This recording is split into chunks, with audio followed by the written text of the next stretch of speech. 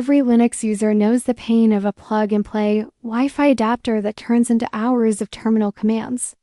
And that's exactly why the BrosTrend AXE3000 sounds almost too good to be true at just $34, promising true kernel-level support with zero driver drama. But the real story is more complicated and worth understanding before you buy. The key selling point here is the MediaTek MT79210 chipset, which genuinely matters for Linux because MediaTek support has improved significantly in recent kernels.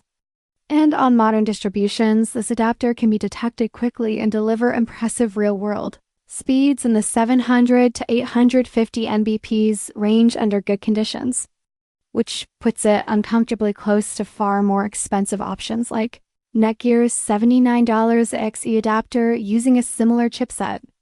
However, the experience is far from universal, because the so-called plug-and-play promise quietly depends on kernel version, and this is where many users run into trouble, especially on older Debian-based systems where missing firmware packages can completely block functionality, unless manually resolved.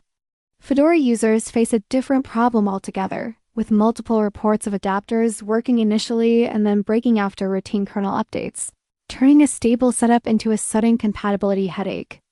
This creates a strange middle ground where the AXE3000 can feel amazing on the right system and deeply frustrating on the wrong one.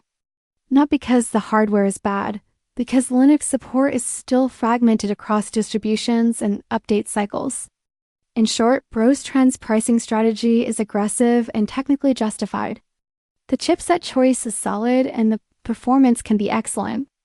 But the marketing oversimplifies the reality, because true plug-and-play only applies if your kernel, firmware, and update path all align perfectly, making this adapter neither a miracle solution nor a total scam, but a calculated risk that Linux users should approach with realistic expectations.